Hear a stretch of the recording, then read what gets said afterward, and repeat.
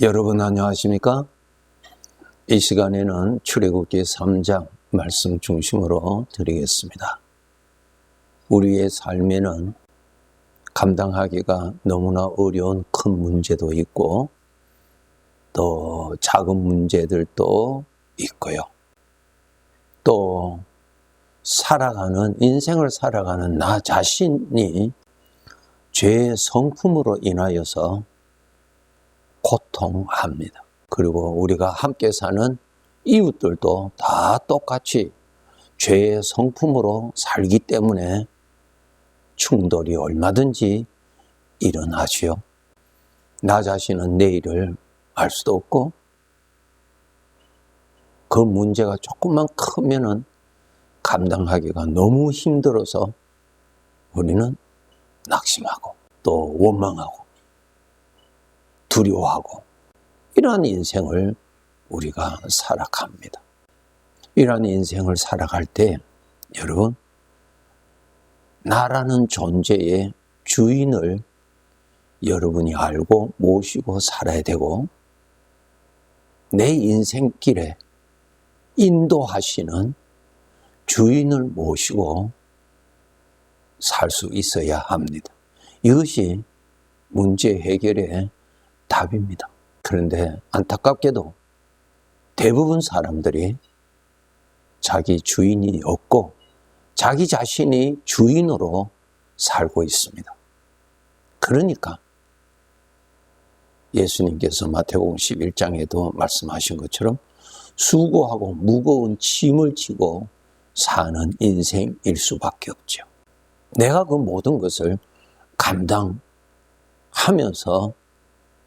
사니까 인생이 너무 힘들게 되는 것입니다. 이제 오늘 출애굽기 3장에서 이 문제에 대한 선명한 답을 하나님께서 주십니다. 이제 출애굽기 3장에서 미디안 광야에서 40년간 살아서 나이가 80이 되는 모세에게 하나님께서 말씀하십니다. 모세야, 내가 내 백성이 애굽에서 고통을 당하고 있는 것을 내가 보고 잘 알고 있다. 이제 내가 애굽에 내려가서 내 백성을 애굽에서 구원하여 낼 것이고 두렵고 광대한 땅, 광야를 지나도록 내가 인도하고 구하여 낼 것이고 내가 너희 조상에게 약속한 대로 가나안 땅에 살도록 이 일을 내가 하겠다고. 그러한 내용의 말씀을 하나님께서 모세에게 하십니다. 여기에서 모세에게 하신 말씀의 특징이 뭔가 하면 이 모든 일의 계획은 하나님이 하시고 하나님이 계획하신 이 모든 일을 하나님이 이루신다는 것입니다. 하나님께서 모든 과정에 동참하셔서 인도하시고 보호하시고 구원하셔서 하나님의 뜻을 이루시는 일을 하신다는 것이 이 말씀의 핵심입니다. 구체적인 성경 구절을 잠깐 소개해드리면 7절부터 보시면은 여호와께서 이르시되 하나님께서 말씀하시고 내가 이 일을 하리라. 8절을 보면은 내가 내려가서 그들을 애굽인의 손에서 건져내고 그랬어요. 하나님이 하신다는 말씀이죠. 그들을 그 땅에서 인도하여 아름답고 광대한 땅, 젖과 꿀이 흐르는 땅, 곧 가나안 족속, 헷 족속, 아모리 족속, 브리스 족속, 히위 족속, 여보스 족속의 지방에 이르게 하리라. 하나님께서 그렇게 하시겠다고 말씀하십니다. 하나님이 주관하시는 것이죠. 네. 이렇게 하나님께서 모세에게 말씀하실 때에 하나님의 말씀을 듣고 있는 모세는 어떻게 말을 하고 있는가 하면은 11절에 기록되어 있습니다. 모세가 하나님께 이르되 내가 누구이기에 바로에게 가며 이스라엘 자손을 애굽에서 인도하여 내리까? 그렇게 하나님께 말씀을 드렸어요. 이상하죠? 분명히 하나님께서는 말씀하시기를 내가 내 백성이 애굽에서 고통하는 것을 내가 잘 알고 잘 보고 있다. 내가 애굽에 내려가서 애굽에 있는 내 백성을 애굽의 왕으로부터 해방시켜서 광야로 인도하여 광야를 지나서 가나안 땅에 이르게 하리라고 분명히 말씀하셨는데 모세는 그 말씀을 들을 때에 모세 자기 자신이 그 일을 해야 하는 줄로 들었다는 것입니다. 다시 읽어드릴게요. 11절에 보시면은 모세가 하나님께 아뢰되 내가 누구이기에 바로에게 가며 이스라엘 자손을 애굽에서 인도하여 내릴까? 모세가 그 일을 해야 하는 것으로 들었다는 것입니다. 왜 그렇게 들었을까요? 우리 모든 사람들은 자신의 인생의 주인이 자기 자신으로 착각하고 살고 있습니다. 내가 이 일을 해야 하는 줄로 알고 있어요. 내가. 모세가 지금 하나님의 말씀을 들으면서 내가 어떻게 애굽에 가서 애굽의 왕을 만나서 하나님의 백성 아브라함의 자손을 해방시키게 내가 어떻게 그 일을 할 수 있습니까? 어떻게 내가 저들을 애굽에서 인도하여 낼 수 있습니까? 나는 그거 할 수 없습니다. 그렇게 들었다는 것입니다. 오늘날 우리 구원받은 백성들도 이와 같이 생각합니다. 내가 해야 하는 줄 알고 있어요. 내가. 이 습관은 구원받기 전에 죄의 종으로 살았을 때 나 자신의 주인을 나로 알고 내가 나에게 나타나는 모든 크고 작은 문제를 내가 다 해결해야 하는 것으로 알고 삽니다. 나 자신은 이 환경을 극복할 수 있는 능력이 대부분 없습니다. 내 속에 일어나는 죄의 성품을 다스릴 수가 없고요.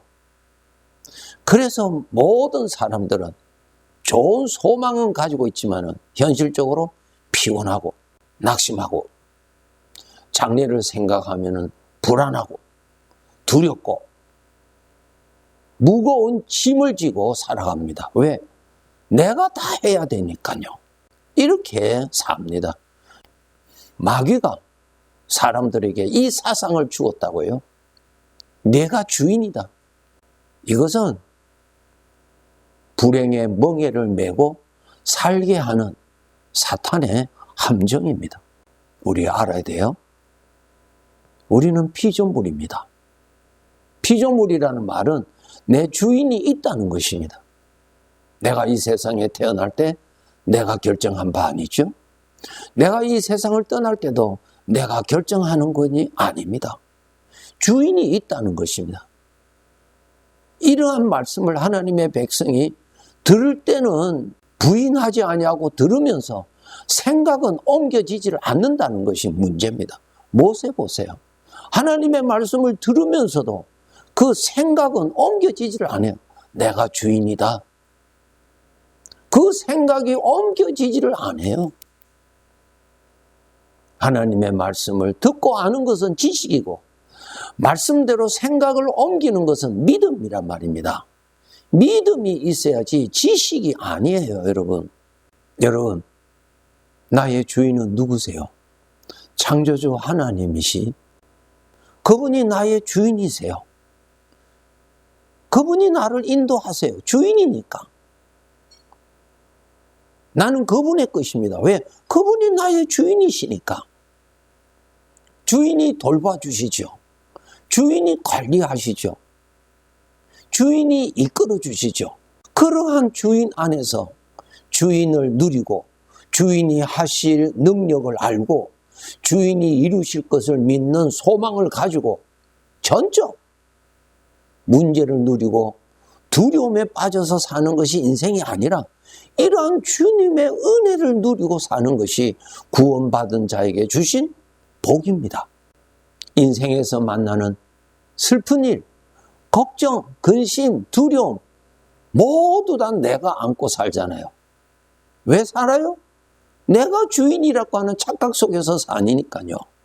여기에서 출애굽해야 됩니다. 출애굽.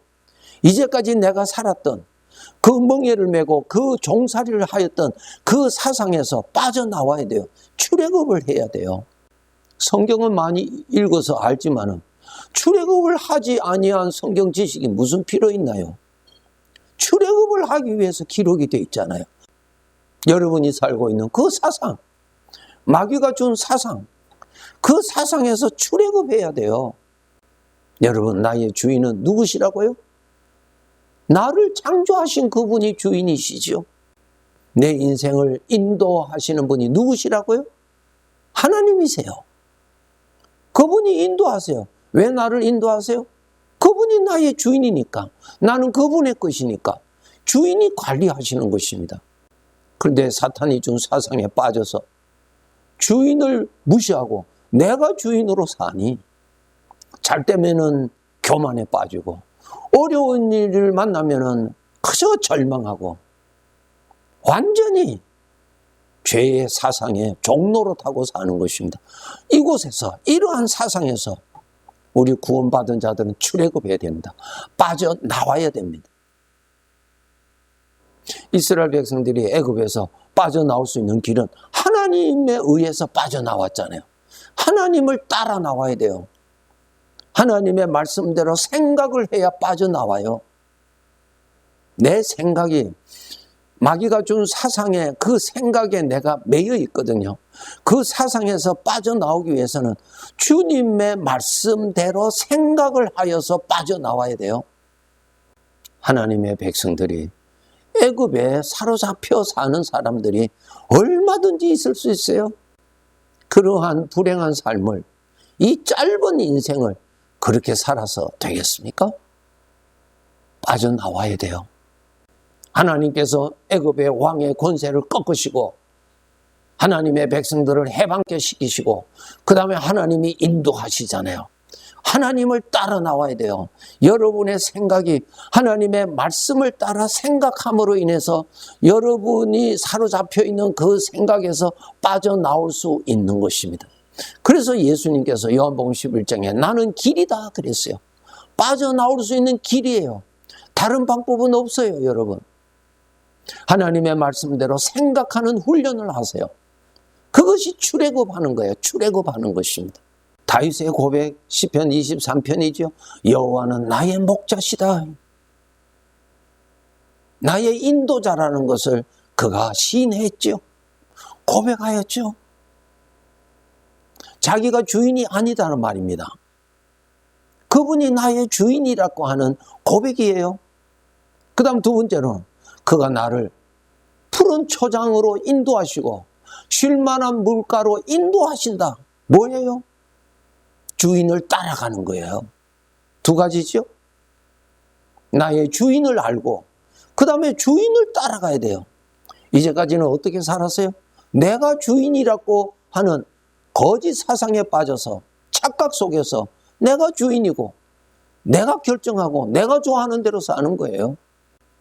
요한복음 10장에 주님께서 뭐라고 말씀하셨습니까? 나는 목자요 너희는 나의 양이라. 내 양은 나의 음성을 듣고 나를 따른다 그랬어요. 맞아요? 나의 주인을 알고 살아야 돼요, 여러분. 그리고 그 주인이 내 일생에 항상 같이 계시며 인도하십니다. 멀리 계시지 않으세요. 책을 읽어서 배워서 너가 알아서 열심히 이렇게 살아라. 아니에요. 그렇게 하시는 거 아니에요. 그분은 오늘도 나의 구원자로 함께 계시는 분이십니다. 그분의 음성은 어떻게 나타난다고요? 믿음으로 나타나지요. 생명의 생각으로 나타나지요. 분별해야 됩니다. 사망의 생각인지 생명의 생각인지 성령으로부터 오는 생명의 믿음인지 여러분이 분별하시고 그것을 선택하시고 그것을 따라가야 돼요. 사망의 엄침한 골짜기를 지나갈 때도 여전히 나의 주인이 함께 계시고 여전히 그런 상황에서도 인도하십니다. 그 인도를 따라가야 되는 것입니다. 나의 주인이 누구시라고요? 이 세상에 태어나게 하신 그분이 주인이고 이 세상에서 나를 불러가실 그분이 나의 주인이세요. 그래서 성도 여러분, 우리가 생각할 때, 말할 때 내가, 나는 이것이 뼛속 깊이 사무쳐 있는 사상이죠. 정신 차려서 훈련시켜서 그 사상을 뽑아내고 그 자리에 주님은 그렇게 생각할 줄 알고 그렇게 말할 줄 알아야 돼요. 여러분, 나라는 이름을 앞에 세우고 인생을 살아보세요. 험악한 인생의 길에 우리는 수고하고 무거운 짐을 지고 삶을 살다가 마감하는 길밖에 없습니다. 그런데 내 인생 앞에 하나님을 주인으로 두고 하나님께서 여러분 생각하실 때 하나님을 가장 앞에 두시고 여러분이 말을 할 때도 하나님을 가장 중심에 두시고 앞에 두시고 생각하고 말할 줄 아는 훈련을 할 때 하나님의 이름이 나타날 때 하나님의 영광이 나타납니다. 아셔야 돼요? 주님의 이름이 여러분의 마음에서, 여러분의 생각에서, 여러분의 말에서 주님의 이름이 많이 나타나도록 하세요. 과연 내가 하나님을 나의 주인으로 알고 믿고 섬기는가? 그 증거는 그 사람의 말을 들어보면 압니다. 말에서 하나님의 이름이 전혀 나타나지 않는다면 불행한 것입니다. 그 입에서 나라는 단어, 문제만이 나타나면 문제의 종로로 타고 사는 사람입니다. 나를 사랑하시는 그분의 이름을 높여야 나를 사랑하시는 하나님의 은혜를 많이 누리고 살아가게 됩니다. 험악한 인생의 길, 나의 구원이요, 나의 능력이요, 나의 길이 되시는 주님의 이름이 실제로입니다. 여러분, 교훈이 아니에요. 여러분의 입에서 주님의 이름이 나타나고 주님의 이름을 높이세요. 구원이 나타납니다.